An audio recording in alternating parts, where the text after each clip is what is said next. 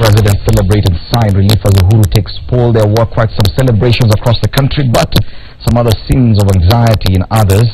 Pictures there in your dailies this morning on page 3 of the Standard. Very contrasting images there between celebrations in one part of the country and chaos in other parts. More images on page 6 and 7 of the Daily Nation. Protesters in Kondele, Kisumu. Elsewhere here in Kawangware 56, which is still a cause for concern. There is still some tension in Kawangware, but the police are there and the situation appears to have normalized. I'm still in studio with Mwende Mwenzi, former candidate for MP, also a Jubilee Party agent. Yes, Enos Kimunya, MP Kitupiri, Professor Jacqueline Oduola, nominated MP, and Kipruto Arap Kirwa, Deputy Party Leader, ANC. Coincidentally, the two gentlemen of my panel served in the same cabinet, the Grand Coalition cabinet. Even before. Kibaki one. Yes. Wow. Quite a coincidence. It's good to have you with us. It is a very strong panel this morning. Now let's take a look at the big headline, and the main question that people are asking is, what way next? What next for Kenya? Now that Uhuru Kenyatta has been declared the winner, we knew that as early as Sunday because of the unassailable lead that he had already gotten in that repeat poll. Yesterday he was officially declared winner, but what next? And that's the question we're asking. NASA leader Raila Odinga will be speaking today, but even before we get to what Raila Odinga may say or may not say, yesterday, Uhuru Kenyatta said, President Uhuru Kenyatta, immediately after receiving his certificate, he gave a speech at the Bomas of Kenya, and he mentioned that he seems to agree, yes, that there is some expectation of dialogue, yes, but that he will not engage in any of such before anyone else exhausts the constitutional right of going to court or challenging the process in any other way. But it appears that it's not final. Even the president seems to acknowledge the fact that it is not final. Monday. Well, remember that this all started off with the Supreme Court. So we went back, the Supreme Court made its ruling, we went back to the ballot. The numbers speak for themselves. You know, I keep on hearing the other side talking about low turnout. There was no such thing as low turnout. Let's not forget the fact that in the first election on August 8th, 4 million Kenyans voluntarily, for reasons best known to them. It is relatively lower because it's 7.6. We're just looking at the numbers, 7.6 million in comparison to 15 million. That's relatively low. But this is global. Wherever you have even a referendum or a re-election, the numbers will generally be low. In France, we had 38% turnout. For almost 90%, in fact, it's almost 91% of the people that voted for this president on August 8th to go through the same process again, simply to validate that their vote the first time around stands true the second time around, is, I think, a big sign of the direction that Kenya is heading in. The contrast that you're seeing in the press, I think, really underscore the importance for the dialogue that you mentioned. The president has always been open to dialogue, but I think the effectiveness of dialogue is its timing. We right now need to complete the process, conclude it. Let's hear what the Supreme Court has to say. Let the president be sworn in, and then we can talk. We cannot sit down at a table and break bread when on one side we have a group that is observing the rule of law, and you have another that is calling for war, because that's all we're seeing. We're seeing, in fact, agents, goons of the opposition. We've seen Babu Owino the other day asking Kenyans to arm themselves. People like that, people like Simba Arati, need to be picked up immediately. All the people fueling the violence in Kawangware, but they're very valid. I am not putting words in anyone's mouth. If you have any evidence, actually, he's all over. He's all over media. This is not from Mwende. When I Kipruto Arap Kirwa, there seems to be an understanding that yes, there has to be dialogue. Yes, this process is not over yet. Kenyans have been hoping for finality, that this electioneering period will, by the end of it, we will get a way forward. But it appears even the president is acknowledging the fact that we have another process to go through.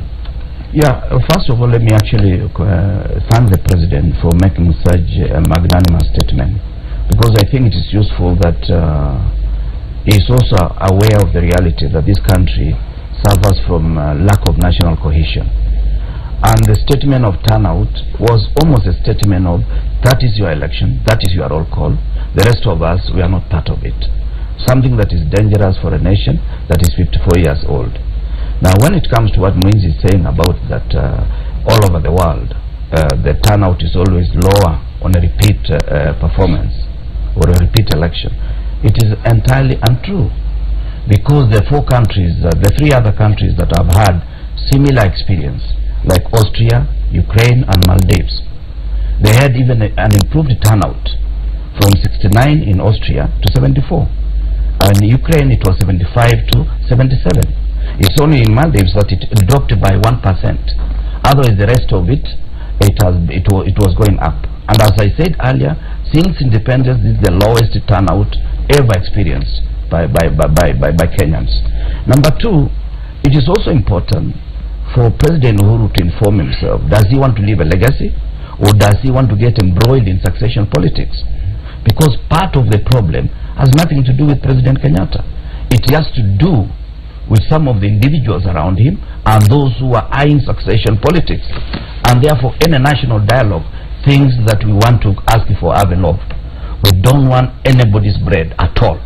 What we want is justice to Kenyans, and if the process is going to go through a justifiable process, a process that all Kenyans are involved and all rules of play are done blindfolded, we are up to the game. We are willing to be in the opposition, and we've been in the opposition, and it's not going to be a new game to us. But let us go through a process that each one of us feels that I was consulted, because even various legislative processes that go on in Parliament, including election laws and even the very formation of electoral commission, they are supposed to be consulting with stakeholders. One time you say they are independent, one time you say, okay, we are supposed to consult with them. The truth of the matter is that electoral process must involve all the players. Yes. And that is where I say, and I feel it is even important, even the Supreme Court ruling, whatever the case, that's not important. It is us engaging as Kenyans. Yes. Bwana Amos Kimunya, we've been in such a situation before, where the only way out was to sit round the table and come up with a way forward. Are we there? Do you think that, of course, leadership is required. Where does this leadership come from? The president, in his statement, says, I will not jump the gun. That means it's like he's washing his hands off that. I will not take leadership in this. Even if we have dialogue, we can have it, but I will not take leadership in it. Do you think this is the best approach from the president, that he should take a step back and saying, yeah, we can have it, but I will not be lead? He's not taking a step back. He's basically creating a context in which we actually have the discussion. That you cannot have dialogue when you're being challenged, okay? And he was expecting, and we know we're in a country where that's become very litigious. So whatever you do, somebody's going to go to court, and I'm sure even between now and the 7 days window that's open, there'll be so many people wanting to go to court. There are already 2 petitions. There are already 2, and there'll be many more. Okay, so in our situation, what you're basically saying is, first of all, we must congratulate him for being a lead example in respecting the rule of law. Okay, because any nation that's built outside respect for the rule of law is open to anarchy. Okay, but he's been an example, and he raised that issue yesterday. Said when the Supreme Court invalidated the election, he had a very difficult time. Knowing that you won, your numbers have not been challenged, only the process of transmission has been challenged. Do you stay put, or do you submit to the decision of the Supreme Court? And he decided, I'll be the example of respect for the rule of law. Okay, and that's what, unlike what you are seeing in the from the other side. But so, having made that decision, then even yesterday he said, I'm willing to submit to the rule of law, and I want to give Kenyans the maximum window available, which is 7 days, for all those who want to challenge the win, okay, to actually do so, and only after that, when he's now been validated or invalidated, will he be able to sit and take on his role of healing the nation. And I think at this point what we want to ask is, let anyone who wants to take any action on the election, on Kenya, do it within the framework of the rule of law. Okay. Let's get all these guys being radicalized, the youths being radicalized to take some actions in attack, Kawangware, the Gatina primary schools and all that. Let's get all these youths being talked to by the politicians in terms of that we have a legal option of doing things, rather than telling them, let's go violent on your neighbors. Because what my colleague Kip, as I call him, was talking of, yes, there was low voter turnout, but we must ask ourselves, why was there a low voter turnout? How many people were actually intimidated to not voting? How many people were denied their right to vote by being told they'll be violent, we are going to burn your house? How many people are being subjected to violence right now just because they have ink on their fingers, right? Because they voted. Now that is what people have a choice, to vote or not to vote, but you have no choice to force somebody else to vote or not to vote. Well, we already passed that. That's now what under the bridge. Those who voted did so, those who stayed away did so. Now we're here. We have a president-elect. We are talking about the way forward, because the main need for Kenya right now is to achieve some sense of finality. Now, Professor Odwal, of course, in any talk of dialogue needs consensus, even from both sides. The president seems to suggest vaguely there will be talks, there will be dialogue. Not vaguely, very strongly. Very strongly that there will be discussion. But just before Prof comes in, because I think we were there 2007. Remember when we had the biggest crisis in 2007? We had a 4 agenda item. You know the agenda 4 talks. What was the first agenda item? Agenda item number 1 was cessation of hostilities. Okay, that is the first thing that has to. You cannot discuss with people who are calling for violence. Right? You cannot discuss people who are calling for civil disobedience. You can only discuss with what are the issues you want to be addressed. And that's so clear. That's very clear. So I think even before we call for that discussion formally, let there be cessation of hostility. Hence my question to the professor. There needs to be even willingness from the other side to be part of this dialogue. Is there even a suggestion from the NASA side that yes, there could be discussions at some point, however vague that may be, because now there's a lot of it doesn't appear to be very clear that on when we can have any such process. Thank you, Fred. You know, Kenya is the only country where you can find leaders having gone through what was undisputedly a very, very irregular election in August 8th, and having had a situation where there was a lone presidential candidate. I think there is a way in which I keep getting amazed that we can be leaders who are accountable, who are responsible, and then we can look our children and other people in the eye and make statements that really do not themselves hold to the evidence. I want to start by saying that when you talk about dialogue, and by the way, I was in the coalition government. I was Secretary for Children, and then I later on became permanent secretary in the Ministry of Gender, Children and Social Development. And I would urge all Kenyans, there is absolutely no point or talk about half-loaf.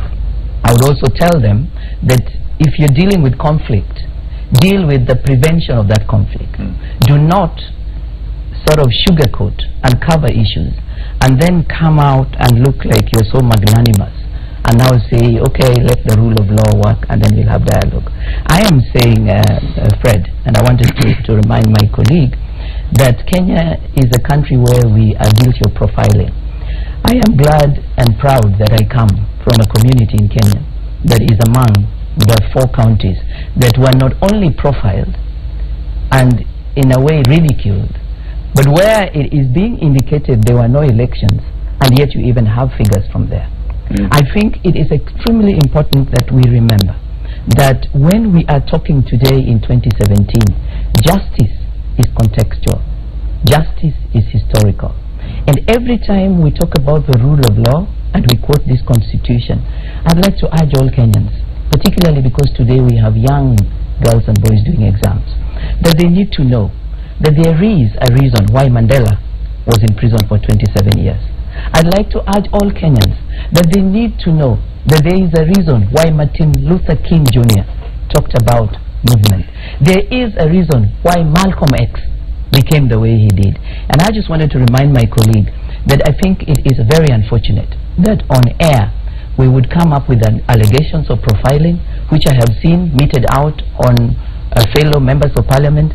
I have myself, as I was in Nia, along with the Member of Parliament, Samuel Otandi, we are talking as what leaders have to do in a time of crisis with young people who we had gone round the entire constituency with.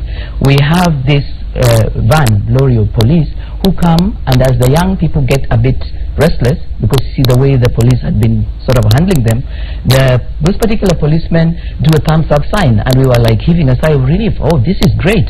You will not believe this, Fred. The police go and turn in the next 10 minutes, and immediately what we see is a gun, and one boy was shot. So what I would like for all Kenyans to know, and particularly the leadership that I am seated here along with, where we are in Kenya now, we truly must look the issues in the eye. And I think we must also stop making it look like what happened on August 26th was an election. I think really we need to understand that what happened in August 26th is a stage of trying to handle the dilemma that came out of August 8th. Okay. And let us then say, as we have different interpretations and we keep talking about the rule of law, which law and for what purpose? Okay. I truly believe that might be, if anybody wants dialogue, the only thing they can talk about. Okay, so what way forward? Yes, the courts could provide some remedy, but is it the only way? Is it the only solution we have? Go back to the Supreme Court, that's it, no other solution. Will it work? Is everyone willing to go back to court? Because it is not just a legal problem, it is a political one as well. In fact, the biggest problem is political more than it is a legal issue.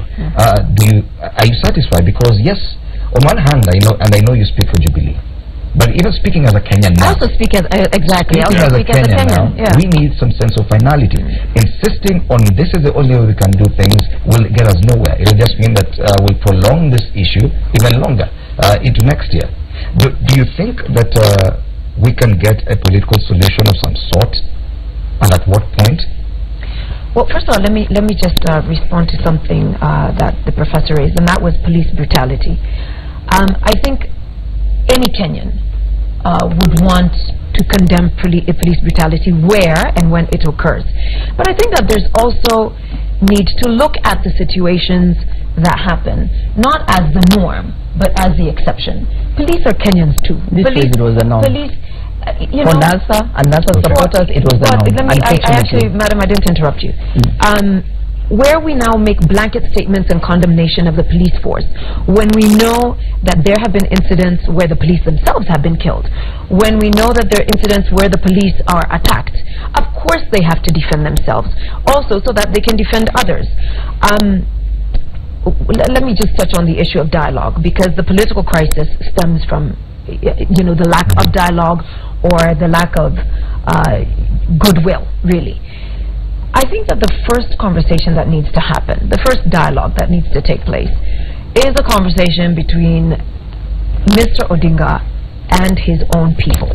When we talk about low turnout, I think when it's two When things. you say his own people, who are you referring to? I'm specifically referring to his supporters, and more so the people of Nyanza.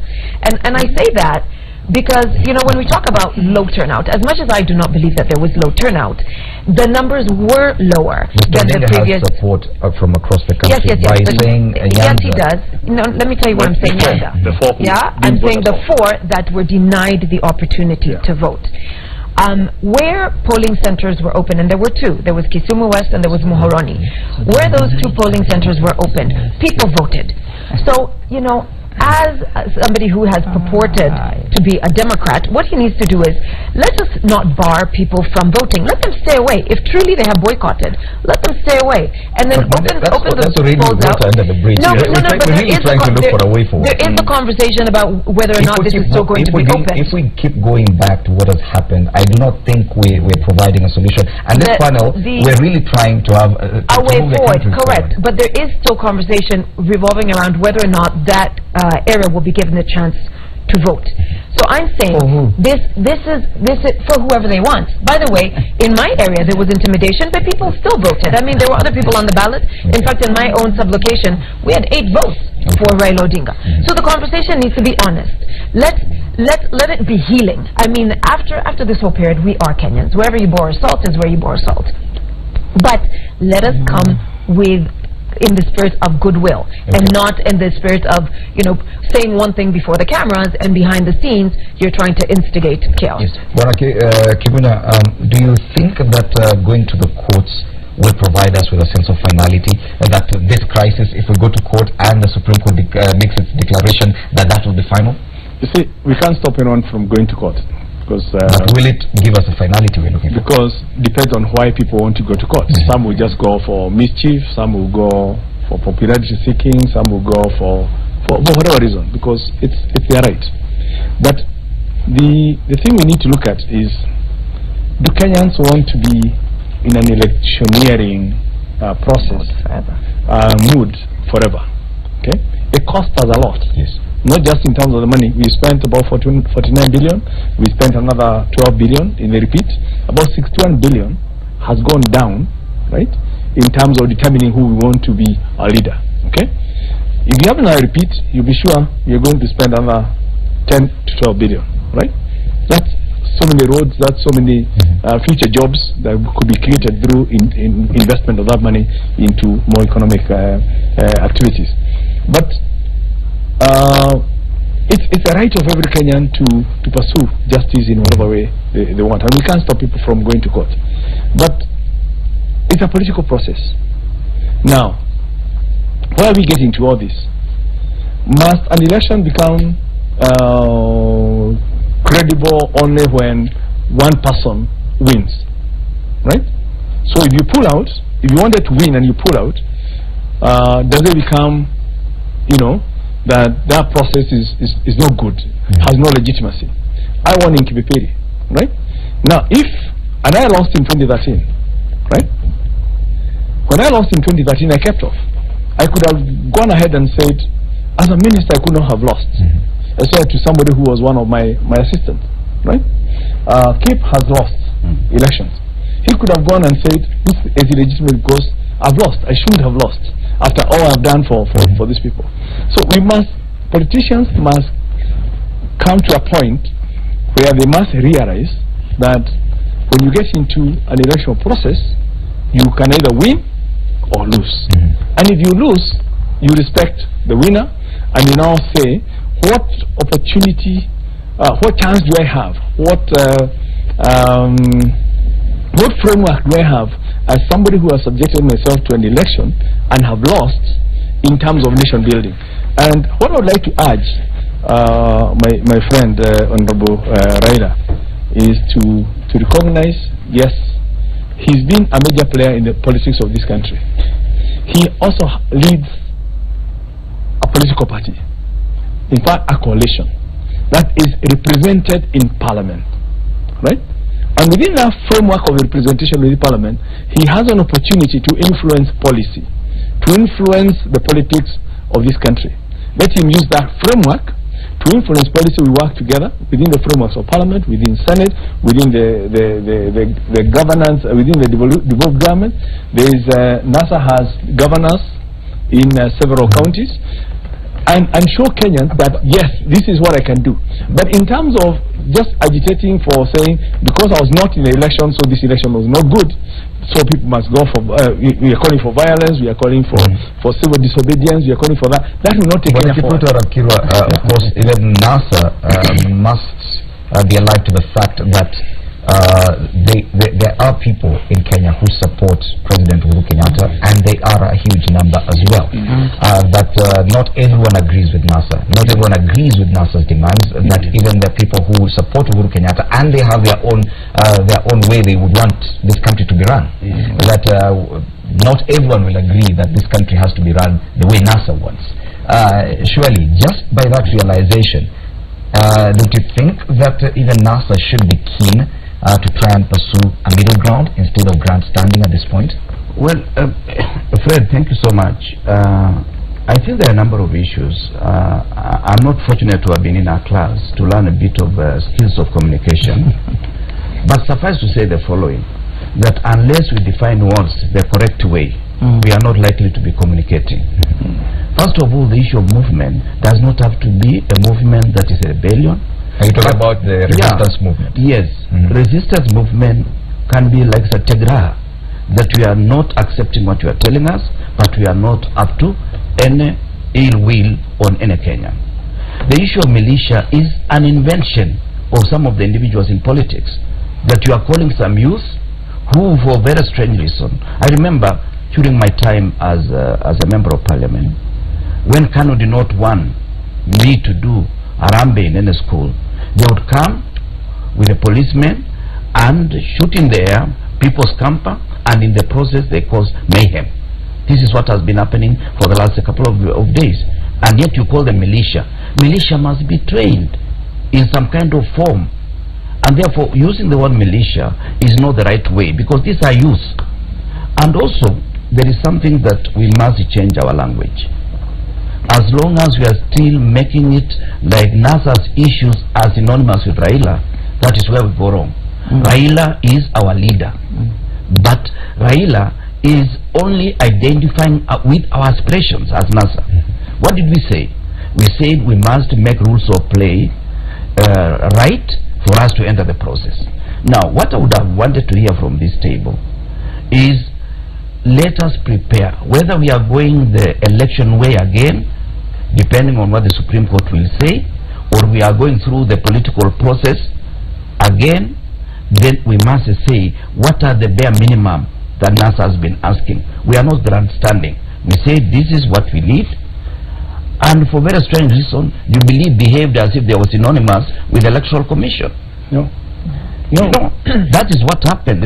From every day you used to answer on behalf of Electoral Commission until we said, okay. No, we actually didn't. Okay. We actually didn't. No, the problem is, if we were to get the clips, Mheshimiwa, that is the truth. Okay. No, we actually didn't. Let's take a break now. Let's take a break. When we come back, all eyes are on Raila Odinga today. Is expected to make a big statement. We'll be looking at that, and if at all this statement that he makes has the potential to actually provide Kenya with a way forward, because to be honest, that's all we want Because right now. the street is not the way forward. All I appeal to my panelists, let's not keep going back to things that have already taken place. We are here now. We're moving forward. That after the break.